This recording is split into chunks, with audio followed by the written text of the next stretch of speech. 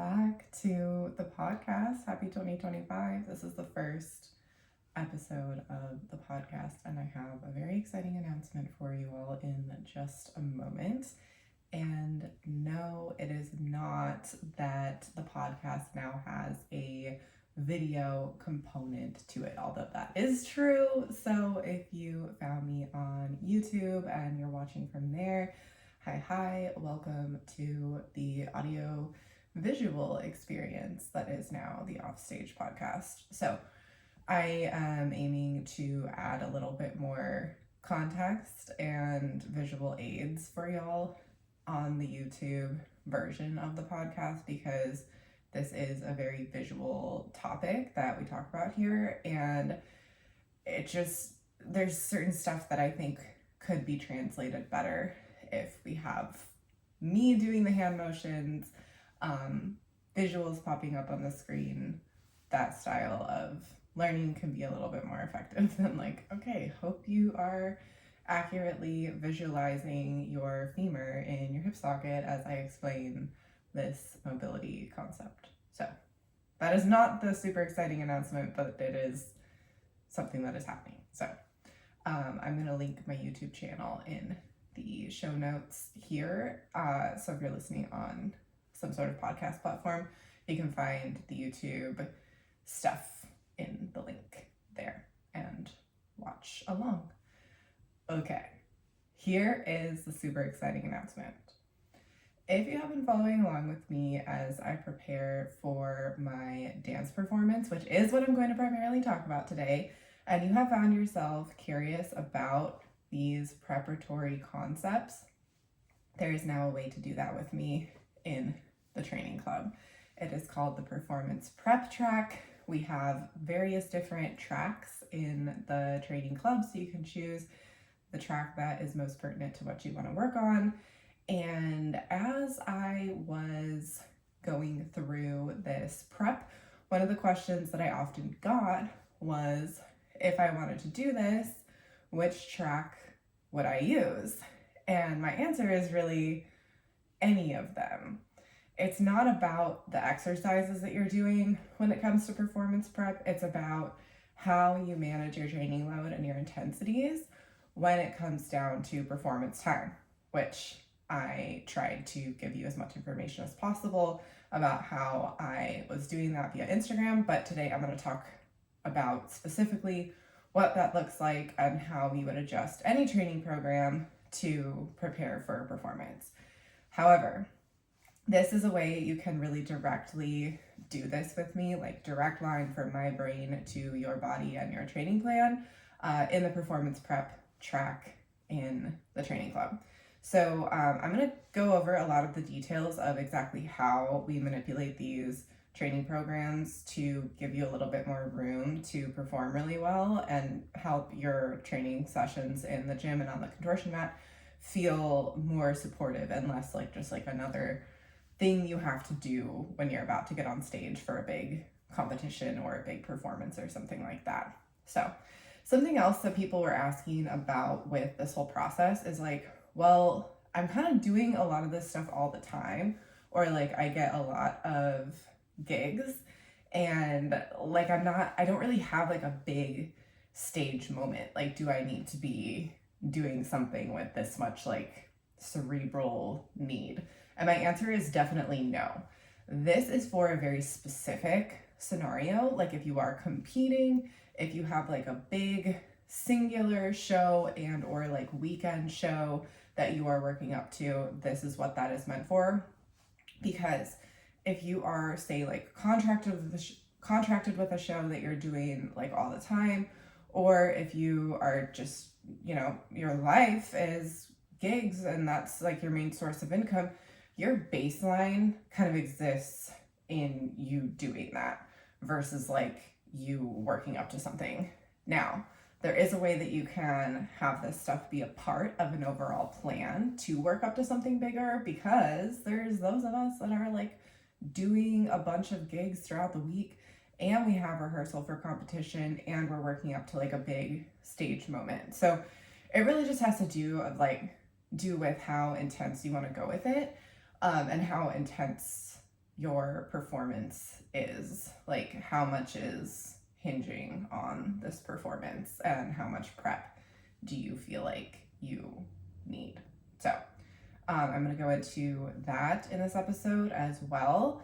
But just a little bit more about the performance prep track in the training program. Again, it is very, very different than any of the training programs in the membership currently. I actually don't know if I said that, but it's very different from any of the other training programs that are very much just like, this is the exercise, these are the sets and reps, here's the exercise demo video, here's any notes that you need to know as you do this exercise, here's the rest interval, that kind of thing.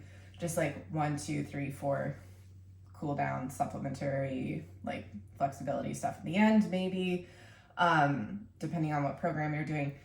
That's very much the vibe of the other tracks. But the performance prep track, since remember we said performance prep is not exercise specific, it's actually load and intensity specific, the performance prep track is going to work a little bit more like a course, and it gives you steps about like, this is where you should be when you're this many weeks out, this is what your training session should look like when you're this many weeks out, and that's, I'm talking about for flexibility training, strength training, and your rehearsals. So it'll give you guidelines for what exactly you should be doing and adjusting throughout those weeks, and then we'll give you guidelines of like, okay, once you get into that, like leading up, like when you're really tapering down into show day, this is how you taper down the intensities of the exercises you're already doing. This is how you assess which exercises you can kind of consolidate and get rid of so that you're lifting less,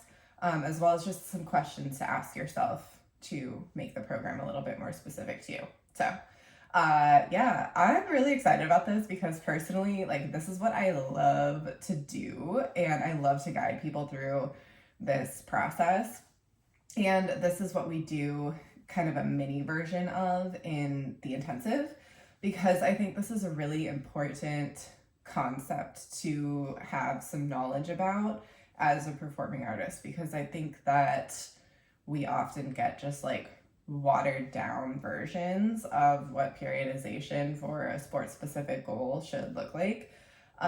You know, like if you've ever read the like strength and conditioning, like coach educational materials, I believe the main book is just called like Strength and Conditioning or something like that.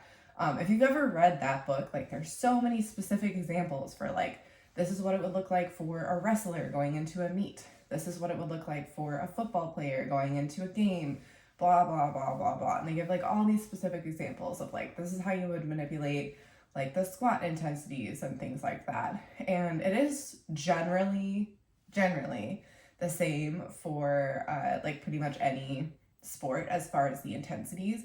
But there are some special considerations for dance and pole and movement artists, just because we use our bodies in a very different way than those sports do for a lot of reasons. One, oftentimes we're working up to a performance that's going to be like less time. Like your competition at, you know, say you're going on stage at like PSO, your competition piece is going to be 3.5 minutes tops, depending on what level you're doing, versus like these football players, they are working up to like, you know, a 90-minute game, like 90 minutes of expenditure, which is a little bit different than working up to like 3.5 minutes of intensity.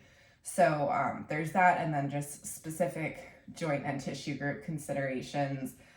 We have to be a little bit more specific with what pathways we are keeping lubed up in our joints, and what flexibility positions we're still bringing our joints through, because, you know, if you're doing like a bridge to chest stand in a contortion piece or something, that's going to have very different posterior chain considerations when it comes to your cross training program than a soccer player who's definitely not doing that. So that's why I think this is so important. And because, as you know, if you worked with me or just heard me talk about this, I always want to get knowledge into the hands of movement artists to be able to implement this stuff on their own, because when you read those books, it's not specific to movement artists pretty much ever. I don't even think that dance is like an example in that particular book that I'm referencing. And that's like the main book that you use to like get your CSCS certification. And that's what these like sports specific cross training coaches are reading to assist like these mainstream athletes in doing what I do. But there's just not any dance examples in there or really anything close. I think like one chapter has some gymnastics in it. Maybe I'm making that up. Anyway, I noticed the lack of examples for movement artists, not the abundance of. So that's a couple of reasons why I think that this is super important. One, just because it gets watered down for mainstream sports, and also because there's just not really a whole lot of education in the coaching world that's specifically for this and how to cross-train for performance as a movement artist from a strength and conditioning and flexibility perspective. So let's dive into what all this looks like from strictly a scheduling perspective. So I want to start like really zoomed out. Around 20 weeks until stage time is when you want to start thinking about creating this plan. So you want to be like really zoomed out. If you come to me and say, I'm going on stage in 8 weeks, I need to get as strong and as flexible as possible, then I will tell you, guess what? It takes about 8 weeks for physiological changes to take effect in the tissues. So even if we start training now, like you're going to have to train really intensely leading up until that performance, and you're not really going to have any time to rehearse for this performance because it is going to take such extensive time and energy to get those changes in the tissues. And then it takes about 8 weeks to even see those physiological changes. So best case scenario, you'd be seeing those changes like right before, like the day before you go on stage. And then you have 24 hours to like play with these new ranges of strength and flexibility and create a piece to go on stage, which is not how we want to do things. So I always suggest starting your planning process about 20 weeks up until stage time, so that you can give yourself those 8 weeks to get super fucking strong and flexible. And think about this as like your off season, right? This is the first 8 weeks in the intensive. It's how we do this, the strength and flexibility deep dive time. This is when we're really focused on making the strength gains. We're really focused on the flexibility training sessions, and that is what we're tracking. Skills are in maintenance mode. All of that kind of stuff is in maintenance mode. Like anything like performance-wise, we just want to check in with as often as we need to keep it. We're not going to allow it to get worse, especially if you're prepping for competition. There's some cases where you might want to just say, you know what, I'm just going to take like a ton of time off and not do any maintenance. And I'm going to like just see what happens. Like I'm willing to risk it so that I can get more time and intensity, thus changes to the tissues with my strength and flexibility work. And then I'm just going to kind of see what happens when I come back into it.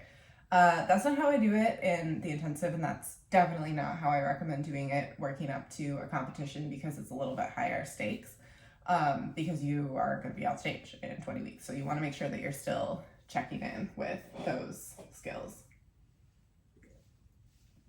So during this time, about 8 weeks, working strength and flexibility, this is your off season. Once you hit about 8 weeks, and you definitely can go longer with this, like depending on how extreme you want your changes to be, you could take this up to, like 12, 15 weeks if you wanted. And then once you hit like around that 12 weeks till stage time, now is when you start tapering off strength and flexibility stuff, and it's time to learn new skills. This is the end of the intensive. This is when we start that like slow drip of skills into the training program. We back off on certain strength and flexibility things, specifically stuff that's gonna make you sore. We don't want to be sore for, like in this case, training for competition. If you're learning new skills and like having this sense of like using your strength and flexibility gains in your existing skills to make them better. Like, you want to have your priority to be those skill training sessions. So I get rid of a lot of like things like really heavy lunges.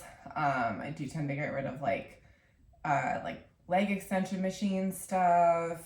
Sometimes I get rid of like calf work if we're doing a lot of calf work and that's making the person sore. Anything like really heavy, intense, loaded rows, I will tend to get rid of, and or just take them down in intensity. So when I say down in intensity during this time, like once we start to integrate the skills, I do not mean down in intensity as in going lighter.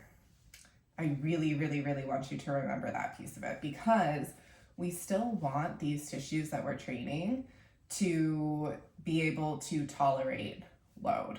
So we want to keep reminding them like, hey, scaps, I'm going to keep these heavy rows, and I want you to remember what it feels like to really load the tissues around the scaps with these heavy rows. But I'm just not going to take it to like grinding failure, which you should be during your off-season time, right? Because that's the time where we want to go really intensely and send a really clear message what type of change we want in that tissue group. So, you know, during that off-season time, we're taking it to that, like, where we can barely even get in that last rep. Like, the contractions are involuntarily slowing down. Maybe we're even doing like some rest pause stuff and like racking the weights back and then like getting out a few more reps after. Things just look a little bit different than when we go into this skill acquisition phase and we take that stuff away and we just get a little reminder to the tissues that we want to keep strong, and allow those tissues to remember that they can handle load.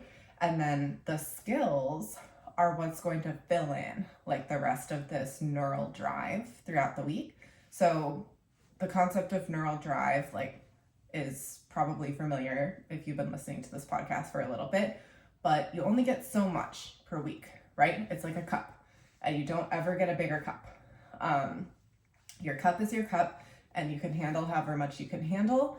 And during the off season, we're filling up the cup to its brim with strength and flexibility work. And then maybe a little bit of overload with your skill work. Like that is what's bringing it to like surface tension vibes. And then we're going to dump a little bit of the cup out with taking away some of this intensity with the strength training work. And then that extra space, we're going to take our skills and pour it into the cup. And that's what's going to fill up our neural drive. So notice how neural drive is really different than like your strength and flexibility capacities, which you should definitely be progressively overloading, versus with neural drive, you don't really ever get a new cup. You certainly can desensitize yourself to stressors in your life. Like I was working with somebody recently who used to train a ton and then she had a baby and was like, I just don't feel like I have any brain space for training. And I was like, that makes sense. Like you're still adapting to this new life stressor and like it's taking up all of your neural drive, like until you can adapt to the life stressor. And even then still like that's going to be filling up your cup a little bit, but I'm kind of going off on a tangent on the importance of stress management, because you want those life stressors to be just like splashes in your cups. Some weeks they're going to be a little bit more of a heavy pour, but for the most part, like we need to be managing that stuff so that we have as much room as possible to fill our cup with strength, flexibility, skill work, mobility, power training, blah, blah, blah.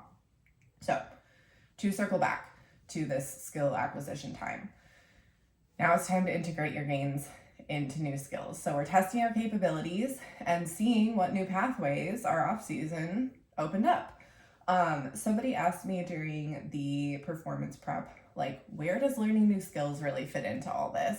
And I was like, I mean, it doesn't really. Like, I'm not gonna be learning anything that doesn't feel super accessible to me, like after a few sessions. Like I did have like one or two movements in my piece that I needed like a good few weeks to clean up, but I put nothing in that piece that was like this is like way out of reach, I need to like work up to this, I never recommend doing that. I only recommend doing that like if you have a few of these like off-season skill acquisition cycles to go through, so that you can like go through that off-season, come back to skill acquisition, get that skill, integrate it into like something that's really familiar to you, then go back through the off season again, get stronger, get more flexible, and aim to like improve upon that skill before you put it on stage, versus like, oh, I'm gonna like put spatch in my competition piece because I want to grow into that. Like I want to improve my straddle, so I'm gonna put spatch in my competition piece. Like I've said this before on this podcast and I'll say it again. Like, remember in like the early 2000s when it was super popular to like buy a dress that was too small for you and then like work into like diet into it, and it's like by the time you can fit into that dress, you're like, this is like out of season by the time I'm fitting into it. Like I don't even want this piece of clothing anymore. And it just is a really stressful way to go about it too, and it's very discouraging. So that's why I always recommend expanding your capacities first, then seeing what's there, like what's really accessible, and then integrating that into your full piece, which is where we are 8 weeks leading up to stage time. So this, very different from the skill acquisition phase, this is your time for choreography. This is your time to like integrate these new skills and new capabilities and strength and flexibility capacities into an actual piece. So I always recommend starting with endurance runs. One, just to kind of make sure that you want to move through this whole piece, and to assist with the brainstorming process. So this is the other question that I got asked a lot with the performance prep process is like, how do you start? Where do you start? How does this all work? And it's like, if you did a good skill acquisition process, you should already have like a rough outline of the skills that you want to do in tandem with the skills you already have. Maybe you have a couple of like reach skills that you just kind of need to like clean up, but we're not like learning any new skills really during like the actual 8-week countdown to the show. You're just like expanding upon your current capacities, making the stuff you already can do really good, and using the stuff that you learned in your skill acquisition process. So that should give you like a pretty good rough outline for some of the big movements that you want to go through in this music. And then endurance run throughs, the name of the game with that is just keep moving. Like just keep moving through the music, keep your heart rate up. This is how, one, we build our tolerance for like linking together multiple skills, and just kind of like test our aerobic capacity of like, where do I need breaks? What's going on with this piece in terms of my aerobic abilities at this point in time? So I always recommend starting with the endurance run throughs and just brainstorming in that way. In my dance piece, I used a lot of stuff from my endurance run throughs that I don't think I really would have thought of otherwise if I hadn't forced myself to keep moving. So I don't know if y'all have worked with like somatic movement and like choreographing that way before, but it kind of allows you to access any like pre-downloaded choreography that's already like living in your body. Like there's a lot in there that I could go off on a tangent talking about, but like we all have like these feelings and reactions and stuff to music, like as movement artists, that's pretty much like downloaded in our body already, and the endurance runs are a really cool way to bring some of that out. So I always recommend doing it that way when you are starting. Strength work in the gym is still high intensity, right? Still high load, not high intensity, because we really don't want to be taking stuff to failure now. Like now we're in like maintenance mode with strength and flexibility. And I'm going to circle back to all the flexibility stuff in this whole process as well. So we're just still really leaving room for all of these rehearsals because we do want to start like over the first 4 weeks, increasing the frequency at which we rehearse. So it starts off maybe like, 1 or 2 endurance runs per week in the beginning. And then once you're like 7 weeks out, maybe you start with like 2 or 3. And then once you're like 2 to 4 weeks out, you should be rehearsing the most. Like that's when we start to add in some higher quality rehearsals in that 3, 4, 5 week period. And so we're rehearsing like very frequently throughout the week during that time because we're building up our tolerance to these skills, right? To this routine.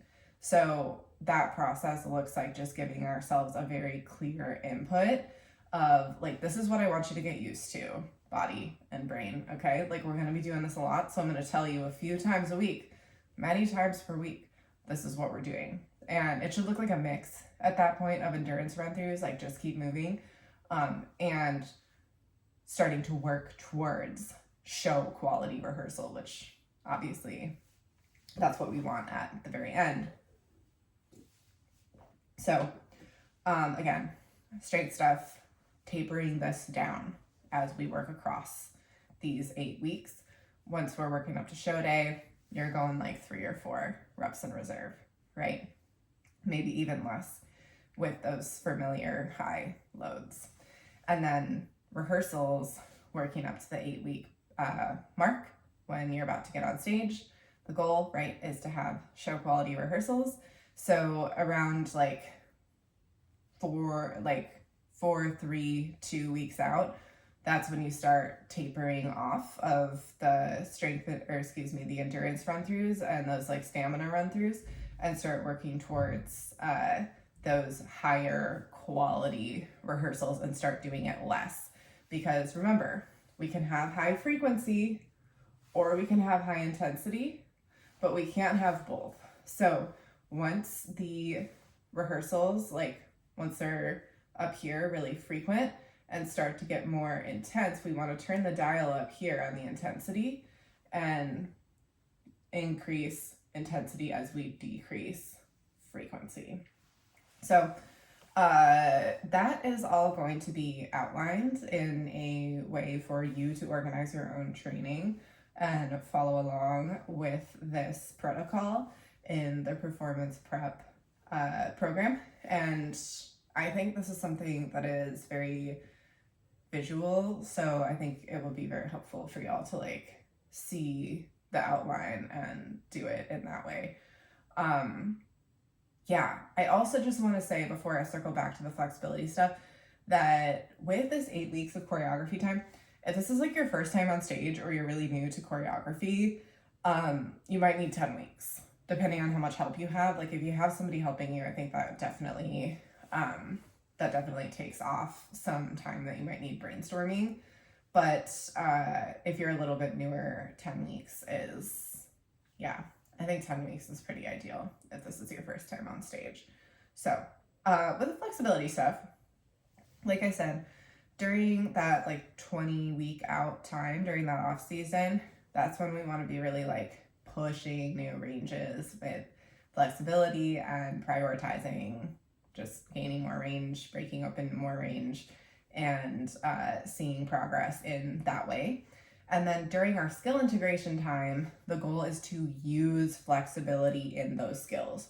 So now the metric that we're tracking is I have these new ranges of motion that I got during my off season, and now the metric is, can I use them fully in these skills? Whether it's a skill that you're returning to that you want to see extended a little bit, or if it is a new skill that previously was out of reach. Let's just say you've been working on spatch, so straddle things in the off-season time, then now is the time to see if you can do it. And if you can't, there's lots of other beautiful straddle shapes that you can do. I was talking about this with a client this morning, that it's so freaking crazy how many intermediate pullers ask me about spatch, and it's the new handspring, I feel, where now people are putting these expectations on themselves to get it super early. And when I started pole dancing, handspring was the pinnacle of advanced movements. So it's just like, it still jars me a little bit when people request that kind of stuff. And I'm like, oh, how long have you been polling? And they're like, oh, just over 6 months. I'm really behind. I'm like, you're not. It's okay. I will help you, and I will help you start to set the tone for a lot of this stuff. But you by no means need to get that. There's so many other cool little stops along the way. Anyway, so the flexibility stuff, circling back again, I love a rabbit hole. Circling back again to the flexibility stuff, leading up to 8 weeks, once we get done seeing if we can just use these new ranges in skills, once we start our actual rehearsal time, then flexibility training becomes simply maintenance. And we're not pushing ourselves into new ranges that feel uncomfortable. We're still stretching at a high intensity. We're still performing mobility tasks at a high intensity, but we're not aiming for the tracking metric to be, am I pushing myself into new ranges? Like, that's a tracking metric when we're in that off-season time, for sure. Like I always say, progress should be obvious, and if you're working with a flexibility coach and you're not getting more flexible, that's a big concern, right? I always tell people that when they start the intensive, I'm like, progress should be obvious. This is your off-season time. If you're not getting so obviously stronger and more flexible during this time, that's a me problem, and I take that very fucking seriously. But if you are, which, again, it's all about what you're focused on. So I don't want you to hear that. And if you're not like in a strength and flexibility deep dive right now, like you wouldn't be 8 weeks leading up to stage time, then no worries. Like that's not the tracking metric right now. The tracking metric is, are your rehearsals working up to show quality intensity? That's what we're tracking. And then during our skill acquisition time, our metric is, are these flexibility gains effectively transferring over to the skills? So lots to think about. Again, this is why I wanted to create this kind of build your own adventure program in the performance prep program track in the training club, which again, I will link the link for that if you want to check that out. Training club, love, love, love my training club people. I think it's really rare to have a membership where like the coach signs on to the group chat and I'm like, oh wow, the same people are still online, like staying caught up with what's going on in here and like encouraging each other and asking questions and all that stuff. And we also have a lot of really amazing coaches in there, and I just love hearing everybody's perspectives on like, oh, this is what happens like when I instruct this kind of thing, or like this is my knowledge about this, like what does anybody else know about this or that or the other thing. So that's also a really exciting piece of it. So if you're somebody who is performing or competing in 2025, I highly recommend checking that out. One, so that you have that community and you have that stuff around you, because competing can be very lonely, even if you're not on, or even if you are on like a studio competition team, it can feel a little bit isolating, like comparing yourself to others and like kind of being in like that echo chamber that exists in your studio. And this is a really good way to just like get some different perspective, because we have some actual pros in the training club who have a lot of really valuable perspective to offer. So yeah, what else is going on before I say goodbye to you? Speaking of, intensive is happening again in February. So this, like I said, is a mini version of the process that I just described so that you can learn about it. So there's a couple of different ways that you could go about this. Like if you are in fact competing or performing in 2025 and you want to start with that off season now so that you have a program to manipulate and customize with the performance prep track, then get on that ASAP so that you have that time and you're not panicking and doing the thing where you're like, I'm on stage in 8 weeks. What can you do for me? Because I will say, I will help you manipulate your training program to be more appropriate for what you need for your training loads, but other than that, not much.